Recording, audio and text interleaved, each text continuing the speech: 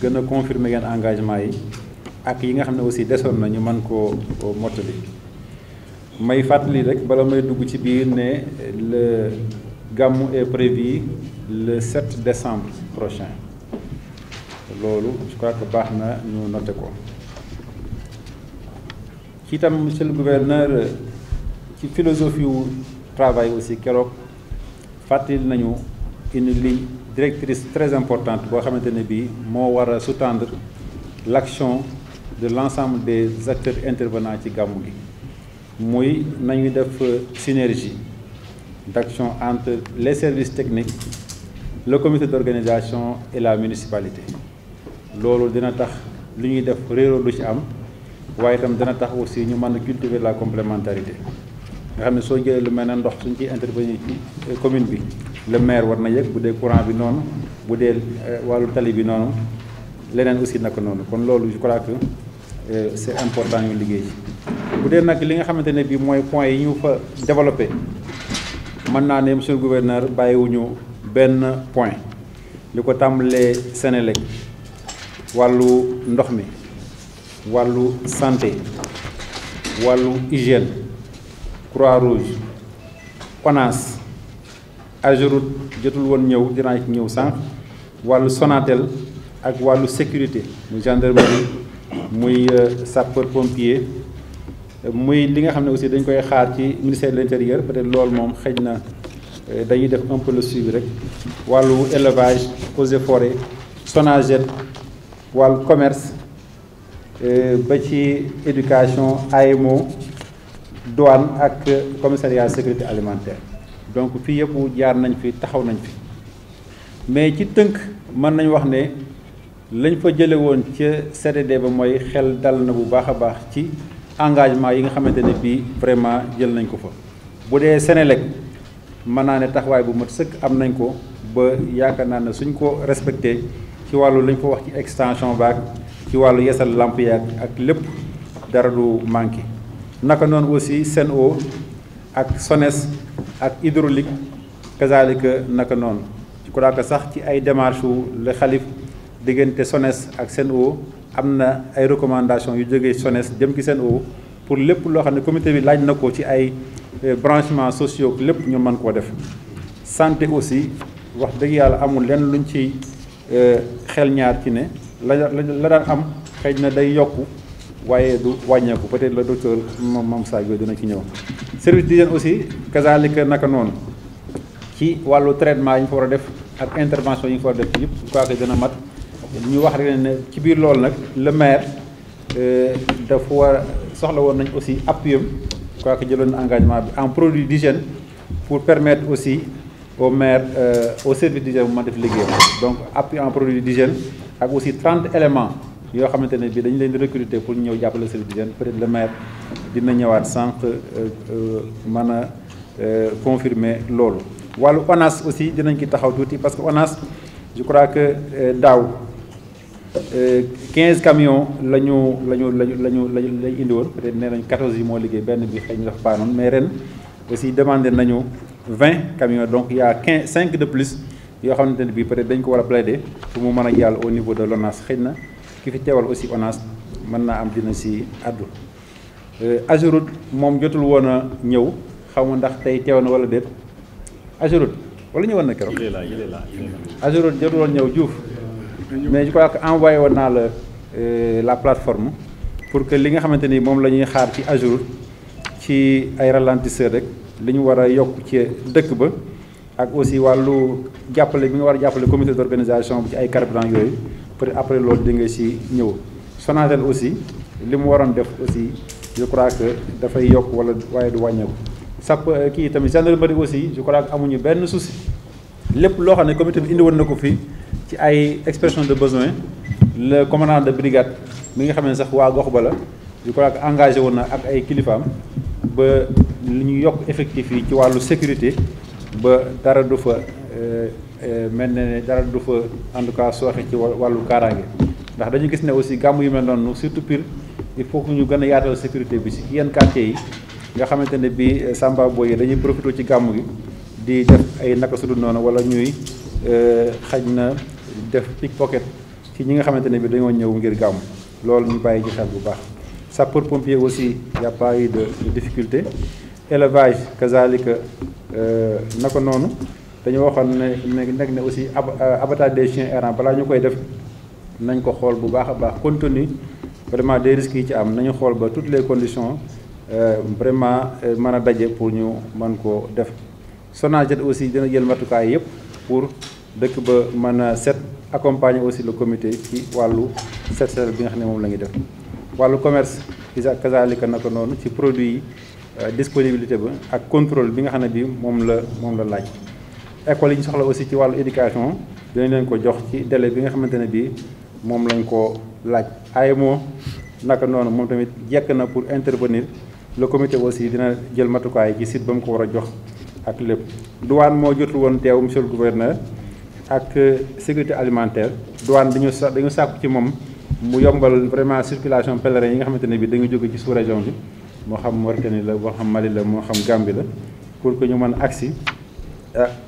ci dëkk bi sans difficulté. sécurité alimentaire aussi nañ baaxoo def ak comité bi aussi loolu ñu ngi koy sàkkuwaat bu baax a baax. donc daal ki tënk monsieur le gouverneur lii moo tukkee woon ca ndaje bi nga xamante ne bii ki sa ndigal amale woon nañ ko fële ca Tivaouane ngir waajal gàmmu annuel PUR édition 2024 jërëjëf. jërëjëf monsieur le préfet ci tënk foog naa ni service yi nga tudd yëpp ñu ngi fii dañ leen di delloo dañ leen di jox service par service ñoom ñu wax ñu faral rek la soppeeku mën a am waaye taxawaay bi daanaka benn la su ko defee nag dañuy defaraat suñu taxawaay rek ngir mën a jekkaat ba gunge leen ci bis bi ni ngeen ko bëggee et duñ ci yokk dara lu dul loo xam ne buñ ko ci defee te tàgguñ leen mu baaxal loolu dañ ko ci yokk waaye léegi luñ ciy dogal it dañ koy bokk ak yéen ànd ko ñun comme li ngeen indi tey muy pavillon médical boobu ngeen wax mu doon lu bees waaye luy gën a jëmmal ak gën a taaral bis bi donc loolu tam dañ ci ànd ak yéen service yi nga xamante ni ñëwuñu te tënku woon ay jëloon ay engagement man gouverneur maay doon ki nga xam ne maa leen di gàddul seen bor te su boobaa li ñu fi digg woon yëpp man ci sa bopp dinaa ci waxtaan ak ñoom ba ñu matal ko muy Sonatel di commerce di douane di eaux et forêt mais li am solo ba am solo mooy ba si mel nii dañuy bàyyi xel lool ci li ñuy wax sécurité bi sécurité bu ñu ko waxee mooy sécurité nit ñi yaa ngi sant léegi le major Sayer waaye jàppal ni Sayer yëpp a mel noonu waaw Sayer yëpp macha allah waaw xamuñu lu dul rek jàll ca kaw jëm ci kanam donc ñu wax leen ni sécurité bi côté boobu dana taxaw sécurité nag bu ñu koy wax sécurité gendarmerie la police la waaye sapeur pompier surtout nawet la ñu nekk comme ni mu ko fàttalee léegi bàyyi leen fi xel fi ñuy toggee ndax ngelaw li bari na te ngelaw loolu moo mën a indi li ñuy wax daay donc feu de brousse yi tamit mën bari na donc nañ bàyyi xel ci loolu leneen li mooy li service d'hygiène wax mooy kenn bëggul dem di seeti sa sëriñ jóge fa jële fa feebar kon il faut ñu waxtaan xoolaat aliments yi nga xam ne moom la ñuy lekk niñ koy indee ndox yeeg lépp citerne yi tamit service d'hygiène moo koy vérifier citerne yi nga xam ñoo def donc loolu lépp dafay tënku ci loo xamante ni moom lañ bëgg bis bu baax mais élevage aussi naam bon ñu sant si sa bëgg nañ ndawal lool waaye ndawal yi aussi il faut ñu xool nan koy defaree moo tax élevage bëgg am aire d'abattage boo xam ne au moins dina ko jéem a mettre aux normes pour ñu mën a rey mala yi ci ni mu gën a rafetee te loolu maire dinañ si jàppale bu baax a baax ba mu gën a mën a taxaw engagement yi nga xamante ni muy Ageroute ak ñeneen ñëpp jël nañ ko Sonatel aussi dinañ ko fàttali comme ni ñu ko defee ci yeneen événement yi mu mayoon ñu ko mooy dafa am pèlerin yi ñu waxoon ci yeneen cérémonie yi ne léegi nit ñi tukkeetuñu ak xaalis calpe donc ay Orange Money seen calpe mi ngi ci biir téléphone yi seen xaalis te ñaare bu ñu demee ci yu mel noonu seen téléphone mën na réer puce bi duñ ci jot te buñ ci jotul xaalis bi du mën a génn léegi Orange dafa fexe woon ba di déplacer ay équipes yoo xam ne bu sa puce réeree léegi ñu changé la ko léegi nga jotaat sa xaalis léegi donc loolu itam danañ ko fàttaliwaat Orange mu def ko foofu ci bés ba nga xam ne ñi nga xamante ni seen koppar dañ ko def ci téléphone bi bu réeree passe beeg yooyu ñuy denc ci téléphone ñu mën koo jotaat ci saa si ñeneen ñi nga xamante ni ñoom méngoog Orange it buñ fa ñëwee danañ leen wax même matuwaay yi pour ñu gunge ñu si douane aussi new fi waaye danañ ko fàttali ne ko mu yombal contrôle bi nag bon ñëpp melu na ñu ne man jub naa waaye ku mel ni sous-préfet Pambal yenn saa yi mën naa dugal ci bagage yi kañ mooy ñu delluwaat di ko ñaan xalif bi ak njaboot gi ñaare day bëri sama gars yi bu ñuy liggéey su liggéey bi taree lool intervention yu bëri lool day soxeel liggéey bi intervention xëy na mënta ñàkk waaye ci lu tegu ci yoon jarul koo xam ne li mu def daaw ñu jàpp ko defaat na ko ren ji ñu jàpp ko kooku jarul intervenir ñu mel noonu buñ leen tàddeel da ngeen leen di booleeg préfet rek wala sous-préfet ñun dañ xam nu ñu def ak ñun ba régler problème yooyu donc yooyu itam dañ leen di ñaan rek intervention yi bañ a bëri lool parce que yàqkat yi ñooy wut wéeruwaay abattage des chiens errants loolu itam lu ñu jar a bàyyi xel la parce que waruñu koy def rek période màggal ak gàmmu ak yooyu dafa war a nekk un programme continu parce que ci sécurité la bokk parce que fi mu toll nii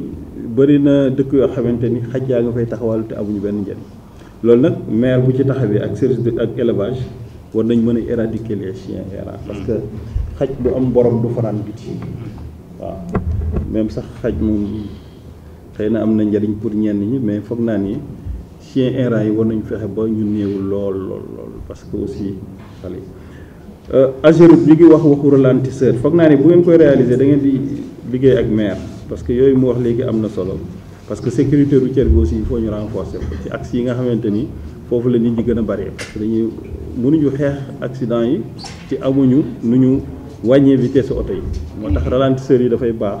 te yu bees yu mel noonu nit ñi dañuy bëri ba nga xamante ni faaw ñu xolaat ko li am solo tey sonal nit ñi nag ci jotaay yu mel ni mooy liñ naan fu neex waaye lal loolu gendarmerie dañ ci war a taxaw ak maire y a des li ñuy wax les voies de circulation kenn waru ko occupé kenn waru ko occupé wut si sax ñaanu sëriñ bi warut a tax nga jël fi nga xam ne dañ koy tere di fa toog parce que foo boo toogee ci voies yi nga xam ne fa la nit ñi war a jaar rek nit ñi dañ dem mbëkkanteeg oto yi fa oto yi di jaar su ko defee coow yi day daal di bari accident yi day bari dañu fexe ba libérer les voies de circulation nit ñi mën a kii kenn ñaanu ko yàlla bu jëyee amoon tey oto yu mag yi ak oto yi intervenir war nañu mën a am fu ñu jaar mais yoon yooyu bu ñu ko fattee ñu nag ba problème am ñu bëgg koo fattar ñi day jafe moo tax dañuy gàttandu jiitu leen fa bala ñu koy occuper ngeen wax leen ni ñu war a toogee ni ñu war a taxawee en rapport avec le maire ñu xool comment organiser les voies de dégagement les voies de dégagement moom c'est forcément il faut ñu am ko donc il faudrait que ñu xool naka la ñuy installer jaaykat yi ba du ñu jël loolu électrification universelle la ñu wax moo tax les villages environnants mooy village bu jegee fu am courant dafa war a am courant loolu moom nañ ci góorgóorlu ñun ñëpp taxawaay la boo xamante ni les élus les maires war nañ ci mën a góorgóorlu ba nga xamante ni état gunge leen ci mu mën a sotti loolu bu ñu ko defee rek village yi nga xamante ni ñoo wër suñu dëkk yu mag yi ñoom ñëpp bu ñu amee courant foog naa ni day daal di nekk équité maanaam yi manqué nag léegi nga xam ne jàmbat nañ ko maanaam wala li ñu wax ni doyul muy ONAS ak Ageroute dinañu waxtaan ak ñoom bu baax a baax xool naka la ñu mën a def am li jëm nag ci wàllu ministre de l'intérieur mooy li ngeen wax chaise yeeg bâche yeeg Macron loolu moom du am problème ñaare dinañ bind lettre bi yónnee ko DAGE moom dinañu wax kañ la mën a nekk kañ ko mettre à disposition su ko defee ñu yégal leen ko rek loolu daal foog naa ni mooy li ñu tënkoon li nga xamante ni waaw école yi itam damay fàttali na ngeen ñu dimbale rek ba école yi bala ñuy delloo camion yi ñu vider fosse école yi parce que bu ñu ko bàyyee noonu ak élèves yi ñëwaat dafay daal di metti donc nañu bàyyi xel ci école yi ba bu ñu paree ñu vider fosse yi avant camion yi dem bu ñu mënee dimbale yi transé waat bagage yi ndax xale yi mën a delluwaat école dana gën a baax voilà te yooyu foog naa danañu am ay jeunes volontaires yu ñu ci jàppale ngir ñu mën a delluwaat école yi nam meloon booba ndax bu ñu bëggee abaat déwén mu yomb quoi li ci des nag mooy ñun ñëpp sunu takk ak sunu laxasaay jëm ci bés bi ndigal yi ñu jot ci kilifa yi dafa leer nañ muy président de la république li mu tënk ci lettre de mission autorité administrative yi mooy fu këru diine xewlee dem leen gunge leen taxawal ma fa ndax sama jëmm ngeen fay yóbbu te loolu la ñuy doxee donc loolu ba ñu ko xasee wax ca commencement bi mooy bañ lay nommer jarul ñu la koy fàttali donc loo xam ne te ñii fi toog ñëpp loolu la ñuy jëfe waaye ànd boobu liggéey boobu mënta yomb fekk ànduñu ñun ak yéen ak population yi nekk foofu donc jàppalante boobu ak joxante loxo bi mooy defar bés bi déyante mooy defar bés bi mooy communication faw mu am ci diggante ñi ko seq toutes les parties prenantes ñuy waxtaan di fàttalikonte naam mën nañoo bàyyi dara du tayeef waaye mën na doon fàtte moo tax fàttali gi day baax te fàttali ki ngay fàttali mooy ki nga xam ne mën ngaa jokkoo ak moom moo tax jokkoo bi dañuy bëgg muy tax diggante njaboot gi ak autorité administrative ba fu ñu toll ñu mën koo xam engagé nag tout ce qui nga xam ne mooy service de l'État pour que bis bi mu doon suñu bési bopp te danañ ci dem ak jàmm ak salaam yegg ci ak jàmm te am ci ndam li ñu bëgg ndax noonu lañ ko daan defee léegi nag leneen lu ci waay mën a yokk muy sa mbiri bopp te baaxal bés bi dañ koy sant lii ONAS wax léegi dëgg la dafa am directeur yoo xam ne ak kilifa yoo xam ne naam dañ naan lii la état mën d'accord ñu yem foofu waaye la cay def tey baaxal ñoom ci seen i poste lay jóge ñaari waaye buñ ko leeralul rek buñ dikkaatee dawoon dañ koy laajaat moo tax dafay baax ñu di ko leeral mais foog naa ni lu ñu defoon daaw ba bis bi baax bu ñu sababloo ci yàlla rek yàlla mën nañoo dimbale bi ñu amaat lu toll noonu ba gën a baaxal bis bi ñun suñu engagement ñu ngi koy fëddali xaalis bi di ko fëddali jaboot gi ñu leen wax ni mu baax rek a tax ñu toog fi lépp lu ñu mën a def pour mu baax dañ ci bëgg ko lépp lu ngeen yaakaar ni bu ngeen ñu ko déyee buñ ci waxtaanee jëm ci mu baax dañ leen déglu kon lépp loo xamante ne mooy defar bés bi dañ leen ci gunge ndax loolu mooy suñu taxawaay li ci des nag mooy ngeen jàppale ñu ci communication chef de service yi yëpp da ngeen war a am seen contact di jokkoo ak ñoom ba keroog ñu yegg ci bés ba ndax am na yoo xamante ni jokkoo ak chef de service da koy régler te préfet wala sous préfet du si jot te loolu mooy li ñu bëgg mooy maanaam lu gaaw lu bar lu tar loolu mooy régler mbir yi li ci des yëpp nag moom waxtaan la ndax kenn ku ci nekk bés bi sa bésu bopp la te la nga bëggal sa bopp ngay bëggal bés bi kon ñu fexe ba ñun ñëpp engagement yi ñu jël fii ñu matal ko ci kàttanu yàlla suñu borom yàlla gunge ñu bañ yegg ci ak jàmm et je pense que préfet doon na wax ne am na benn réunion bu ñu war a def pour d'évaluation waaw boobu itam bu ñu yeggee incha allah dinañu woowaat ñëpp ñu daje fa ñu taxawal ko comme ni ñu ko daan defee jàppale ni daal lu baax daal lañ ci jublu lu ci sooxee ñu xam ne jëfi jaam kese la ndax jaama matadi waaye bu si jaam sañoon lépp baax te dañuy fexe nag ba lépp baax ndax borom bés bi matal na borom matal na wàllam am na cër ci suñu borom te foog naa ni cër boobu bu ko yàlla fayee li naroon a jagat yëpp dana jag balaa bis te incha allah yàlla bay ñu ñun ñëpp fekke ko ànd ak tal ndax ni ñu ko yéenee ren ñu mën ko yéene waat déwén ba liggéeyal en tout cas ñu ngi waat santaat ñëpp di gërëm ñëpp di sant bu baax xalif bi ak njaboot bi yëpp te di leen wax ni ñu ngi à votre disposition ci bés bi di ànd ak yéen ci bés bi te am yaakaar ni pour man ak ñenn ñi nga xam ne mooy sunu première gàmmu Pire foog naa ni danañ fexe ba lu fi amul woon daaw ci lu baax am fi ren ci lu baax ndax ñu ni la fa yokk gan yaa ko fa yokk te loolu fas nañ ci yéene ñun ñëpp incha allah rabbi di sant ñëpp di gërëm ñëpp di sant autorité administrative le khalife général des préfets di sant sous-préfet le maire chef de service yëpp nag ndaxte ñoom bu bis bi jub see rek tënk nañ li ñu tënk toog di xaar kon amul lu leen si jaaxal moo tax ñaare damay wax ni bu ngeen naan lii lañ soxla lii lañ soxla fekk na ñoom ñu natt ko bu yàgg toog di xaar loolu nag yéene la kon ñu wax leen jërëjëf chef de service yëpp nag ñu ngi leen di sant di leen gërëm parce que xëy na dañ naan état lañ fi toogal rek waaye ñu ngi dem ak xol ñu ngi dem ak yéene ñu ngi dem ak xam-xam te yéwén ci xam-xam boobu yéwén ci yéene boobu moo tax lu ñu sumb rek am ci ndam loolu nag lañ bëgg mu amaat ren ci gàmmu Pire bi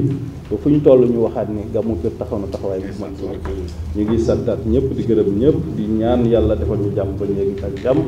te di leen jox kàddu gi ñu def ñaan kàddu gi jërëjëf. Gouverneur,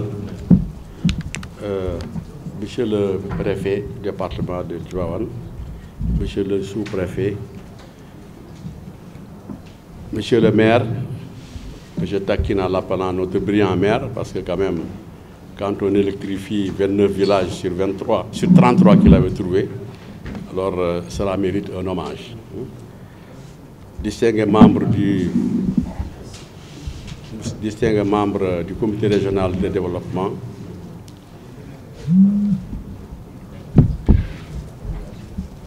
messieurs les membres du comité d'organisation, les représentants de la famille, avec une forte délégation de 31 personnes,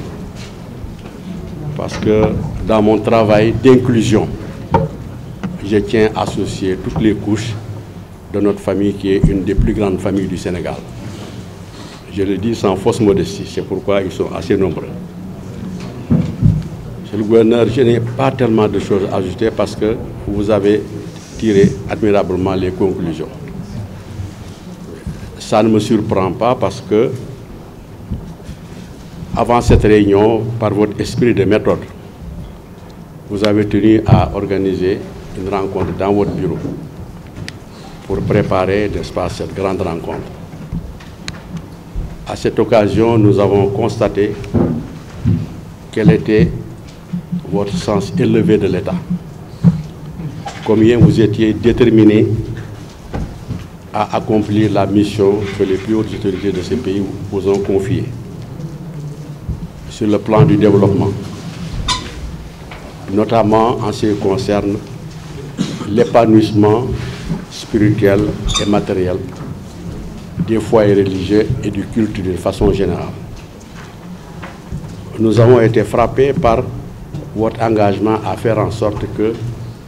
le Gamou de Pire, qui année après année progresse, soit cette année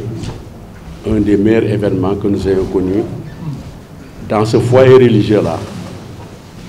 qui, il faut le rappeler, est le plus ancien du Sénégal. Parce que dès le début du XVIIe siècle, en 1603, il y avait une université islamique à Pire, que venaient fréquenter les plus grandes figures islamiques du Sénégal, jusqu'à El Hadji Malick Sy du Boundou. Donc il était tout à fait normal que Seydi El Hadji Malick Sy et notre grand-père, Tafsir Abdou Cissé, mon homonyme, il est tout à fait normal qu'ils aient décidé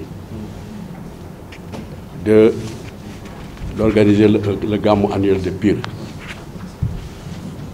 en même temps que l'année du Mawloud à Tivaouane, ce qui explique son ancienneté. Monsieur le gouverneur, ce que vous avez fait au cours de cette réunion et ce que vous nous avez dit dans votre bureau traduit clairement votre détermination à travailler dans le sens de la volonté du chef de l'État et du Premier ministre, ainsi que de l'ensemble du gouvernement et particulièrement du ministre de l'Intérieur. Ça nous a réconfortés. Donc si nous sommes arrivés aujourd'hui au résultat obtenu, ça ne nous surprend pas. Il est bon de rappeler que l'un des tout premiers engagements de son Excellence, Monsieur le Président de la République, a été, quelques jours seulement après son élection et son investiture, de dire au peuple sénégalais que je veillerai personnellement à ce que les cités religieuses et le culte d'une façon générale connaissent un épanouissement. Et tout le monde a vu que lui, comme son Premier ministre, se sont immédiatement attelés à la tâche. Parce qu'ils sont arrivés à un moment où